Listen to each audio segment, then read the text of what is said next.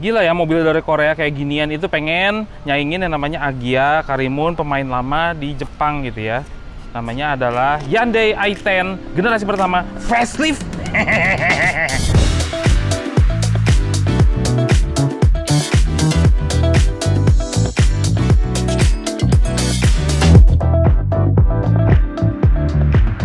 YouTube, selamat datang di channel Motomobi. Used car review untuk menambah wawasan Anda mengenai mobil-mobil yang dulu pernah terlihat di jalanan.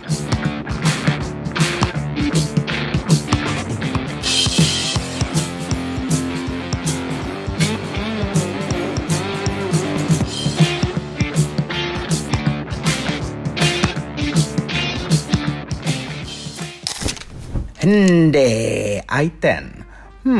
Mobil compact perkotaan yang dibuat sebagai penerus A to Z atau Atos yang booming tahun 2000-an. Yes, sebelum ada nomenklatur i seperti di i20, i30 yang sudah ramai dari awal 2010-an, Hyundai sebelumnya hanya menamakan mobil-mobilnya saja seperti Atos, A to Z, Accent, Santa Fe, Tiburon, atau Hyundai Coupe. Jadi mungkin dibuat nomenklatur ini supaya lebih rapi saja di varian mobil-mobil kecil dan sedannya. Nah, kebetulan sebagai penerus mobil Hyundai yang paling kecil yaitu Atos, nomor 10 lah yang dipilih. Jadilah yang namanya Hyundai i10. Ini unik.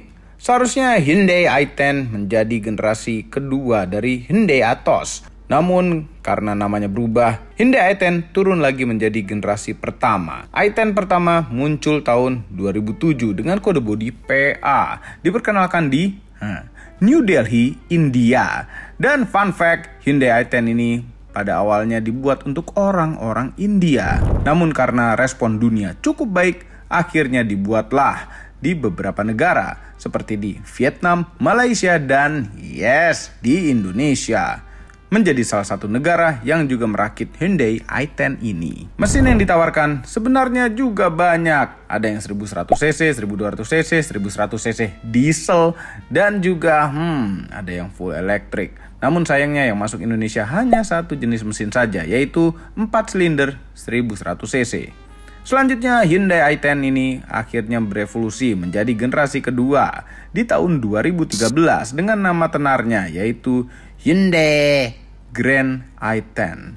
Punya bentuk yang lebih aerodinamis dan juga bodinya sedikit lebih besar. Tidak sampai situ saja, i10 ini generasi ketiga i10 juga sudah ada di dunia dengan kode bodi AC3 atau AI3. Ya sudah bisa ditebak bodinya semakin lebar dan semakin rendah agar tingkat aerodinamisnya lebih baik. Namun sayangnya generasi ketiga ini tidak masuk Indonesia. Mungkin Hyundai tidak pede melawan para LCGC di Indonesia. Nah, pada video ini kami akan mereview Hyundai i10 generasi pertama versi faceliftnya. Bagaimana rasanya mobil ini? Reviewnya dilanjutkan oleh si Mamang itu, Mamang Ican. Ayo silakan Mamang. Jadi mobilnya ini lucu, compact, city car, 5-seater. Ya kalau bisa dibilang ya di luar pakem dari biasanya kita mobil Jepang, agak aneh proporsinya. Karena apa? Kap mesinnya tuh landai kecil, sedangkan ininya tuh tinggi. Jadi kayak kalau manusia tuh jenong gitu ya, tarangnya tuh lebar. Cuman dengan konfigurasi seperti ini, visibilitasnya jadi gede untuk sebuah city car. Terus depannya tuh agak nggak lazim sih. Cuman ini udah lebih baik daripada yang sebelum facelift. Nah, sebelum facelift, jadi di sini tuh ada item-itemnya gitu. Aneh itu, terlihat kayak kumis gitu. Di bawahnya masih tetap ada fog lamp, tapi dikasih garnish kayak gini. Terus headlampnya ini masih halogen, udah kristal, dan lampu sen itu ada di sebagian cileh kayak gitu ya. Kotoran mata ada di sebelah sini. Terus grill-grillnya udah lebih mantes lah, lambang Hyundai-nya di sini. Terus juga ada pakai grill yang sarang tawon dibilangnya. Ini ya buat bertelur tawon tuh bagus tuh. Cuman secara keseluruhan mobil seperti ini imut gitu ya jatuhnya. Ini disukain sama cewek-cewek biasanya. Ini kap mesinnya tuh kayak gini, jadi nggak ada kontur-kontur yang istimewa atau gimana yang aneh-aneh gitu, nggak ada. Kacanya tuh jadi lebar, antenanya udah pakai antena kecoa seperti itu. Kecerutannya udah di sini, bukan di kap mesin lagi. Jadi nggak kelihatan jamuran gitu ya. Bagus nih. Sebetulnya ini mencerminkan mobil modern city car dari Hyundai. Kalau lagi bosan sama mobil Jepang, mungkin ini bisa jadi salah satu alternatif. Nah, kan panjang-panjangnya itu nggak terlalu gede-gede amat. Untuk sebuah 5-seater city car ini hanya 3,5 meteran saja. Udah gitu, dia ground clearance-nya tinggi, wheelbase-nya cukupan untuk bisa nekuk-nekuk. Cuman memang untuk radius putarnya nggak sebagus mobil Jepang gitu. Cuman kalau untuk speeding, ini jagonya. Yes, dia pakai shock breaker yang bagus, suspensi yang enak, dibuatnya sway-nya tuh agak-agak kaku, makanya di atas 120 masih terasa lumayan nggak begitu limbung. Cuma udah mulai kerasa limbung, tapi sampai 120 itu nggak kerasa limbung sama sekali. i10. Nah, ini lampu seinnya masih di sini, jadi nggak ada di bagian spion. Standar lah, cuman kalau biasanya kita udah ngeliat mobil Jepang, agak aneh. Cuma harus mobil ini tuh nggak bisa dilihat secara gitu, cuman lihat sekilas gitu nggak, harus dilihat gini gitu, baru deh kerasa lucu gitu. Apalagi dengan kilometer rendah seperti ini, hanya 27.000, kondisinya pristine. Ya, Anda bisa hubungi di situ kalau misalnya berminat, Ivanka Auto, karena dia menjual mobil ini.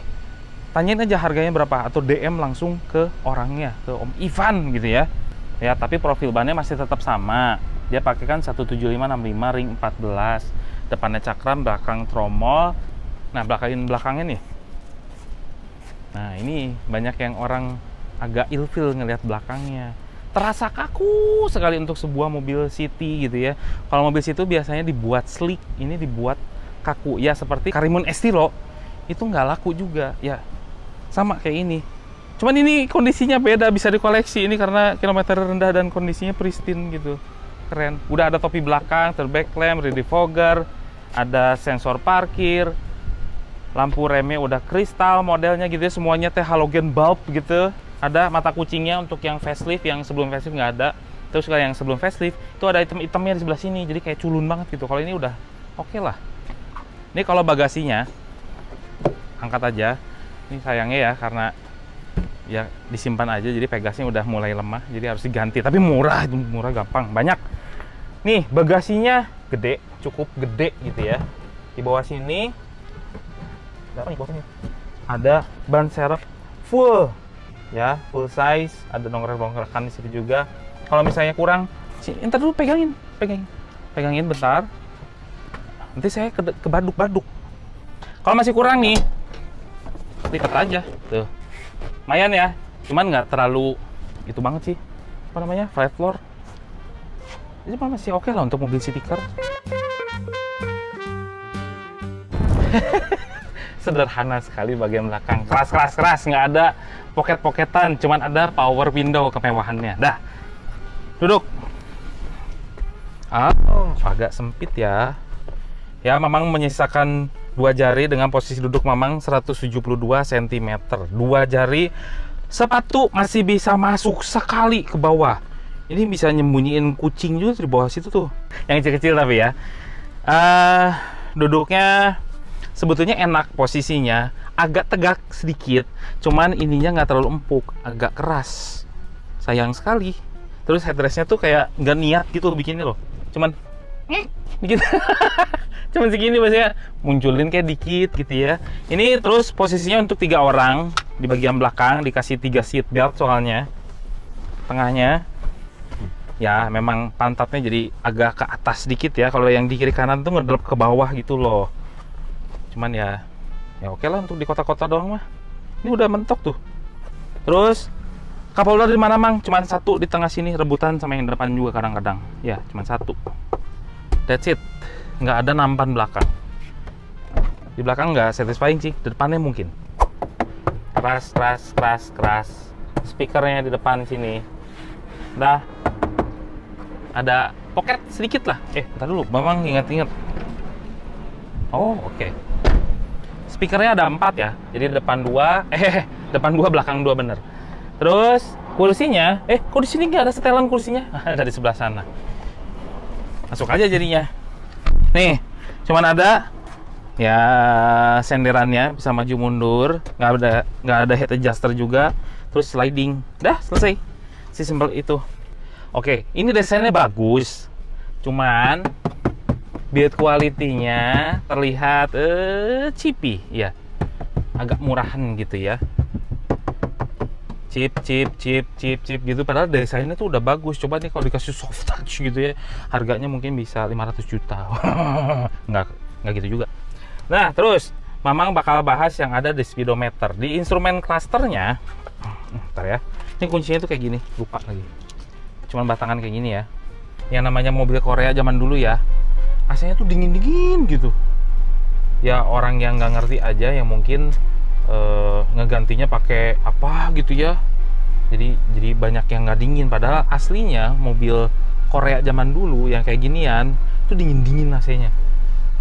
Nah, di instrumen cluster ini ada apa aja? Ada speedometer, ada tachometer, dan di sini juga ada yang digital tuh di sini ya, ada odometernya digital. Terus kalau ditekan lagi trip A, trip B, odometer, dah selesai. Terus sama indikator posisi gigi sama fuel gauge. Simple. Di center cluster ini ada apa aja, Mang? Ada hazard sebelah sini, ada jam digital di atasnya, ada AC-AC-an sampai heater segala macam. Untuk arah semburannya juga lengkap sampai ke arah kaki, sampai ke depan, front defogger, fan sampai 4 speed. Ada power socket di sebelah sini, ada tempat penyimpanan, transmisinya matic ya yang ini ya. Ada cup holder sebelah sini 2, rem tangan, ada power socketnya 2. Baru nyadar. Sini 1, sini 1 di tengah. Setir standar. Ini kayak punya Avega ya kalau nggak salah ya. Lupa. Ya komentarnya di bawah ya. Lupa ingat Mamang. Terus duduknya gimana, Mang? Oke, untuk sebuah city car sih enak. Ini joknya meluk loh. Ini nggak begitu empuk ya, nggak begitu empuk. Masih bersih semua. Terus ada tilt steeringnya mainnya sedikit ya. Nggak ada teleskopiknya ya, nggak begitu ergonomik banget sih, enggak ya, cuman untuk di kotaan enak aja. Terus posisi setirnya ini mirip-mirip mobil-mobil GM gitu, yang agak begitu, bukan begini gitu kan. Kalau nyetir tuh enak gitu ya, kalau ini agak sedikit condong ke arah luar. Jadi kalau nyetir kayak ginian enaknya tuh di bawah tangannya ngeng gitu. Dah, apalagi yang mau bahas? Oh, tempat-tempat penyimpanan di pintu ada, di sini nggak ada. Terus juga di sini cup holder tadi udah disebutin, boxnya gede. Terus juga ada ini, masih bersih semua tuh. Ini lampunya di sebelah sini nih. Terus apalagi ya? Ini udah iPod ready, iPod loh. Cuman iPod zaman dulu ya, iPod sekarangnya kayak gini. Ini nggak ada USB-nya, masih pakai kaset. Mesinnya, ini mesinnya yang kecil ya, yang dipakai A2Z yang zaman dulu. Ini kan penerusnya ya. Mesinnya hampir mirip-mirip pakai yang Epsilon. Dia punya kapasitas 1100 cc, 4 silinder, punya keluaran tenaga 69 horsepower, dan torsinya adalah 101 Nm yang disalurkan ke roda depan. Dan transmisinya ada 2 jenis. Ada yang matic 4 percepatan dan manual 5 percepatan. Ya cukup standar untuk sebuah city car. Rasa-rasanya tenaga segitu ya mirip-mirip lagi lah dengan mobil-mobil Jepang. Makanya mobil Korea gini berani-beraninya untuk ngelawan mobil-mobil Jepang pada saat itu. Cuman dengan tenaga segitu, build quality segini, ya masih oke lah, bisa bersaing. Terus, bagus banget ya mesinnya, bersih gitu. Kalau pengen beli ya di situ aja tuh, Ivanka Auto. Tanyain aja harganya, karena kondisinya itu jadi bisa collectible item. Misalkan lagi pacaran pakai mobil ini, ya beli aja untuk mengenang masa-masa pacaran. Sedangkan sehari-harinya udah pakai Jaguar gitu, biarin aja. Yang penting punya kondisi yang pristine kayak gini, jarang banget ditemuin. Yuk, kita nyetir. Mamang lagi ada di i10 nih, Hyundai i10.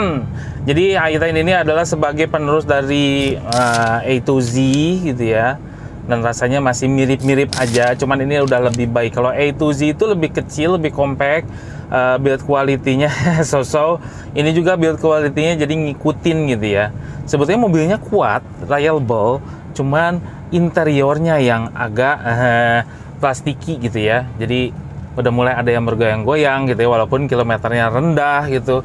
Ada yang berisik di bagian belakang. Mamang itu nggak tahu apa yang berisiknya.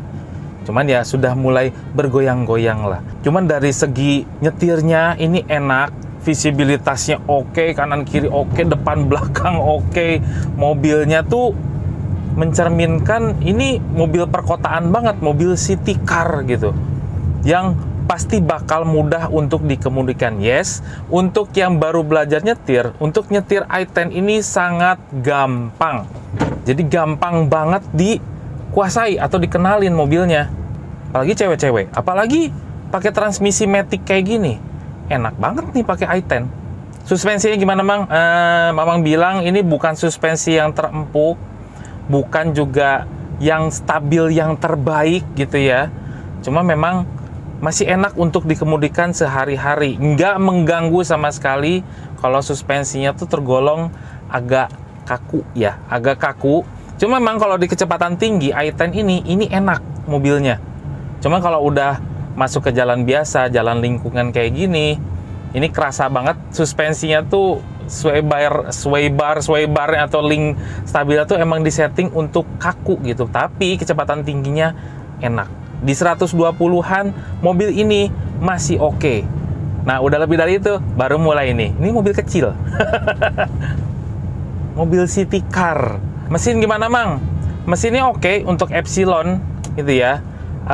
Tenaganya oke, matic responnya juga oke.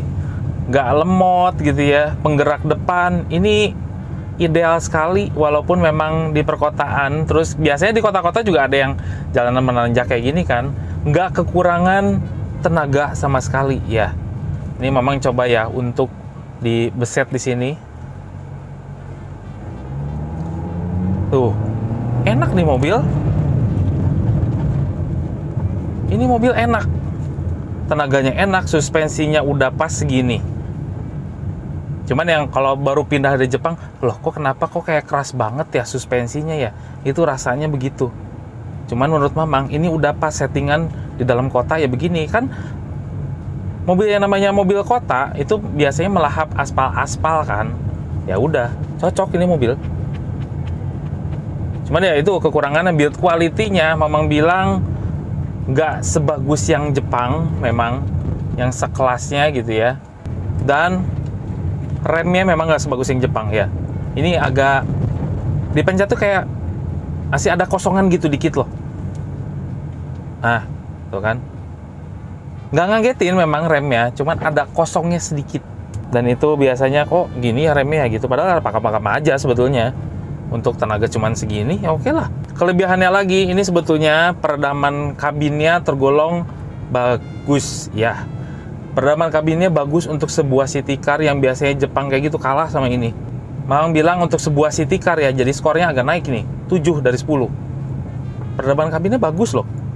Terus yang Mamang suka lagi dari sebuah i10, nggak banyak teknologi yang macem-macem, kayak misalnya spionnya juga masih manual. Mamang suka loh, spion manual itu nggak banyak perawatan. Ya kursi-kursi juga masih manual gitu ya, tempat penyimpanan banyak. Ya i10 sih, enak mobilnya.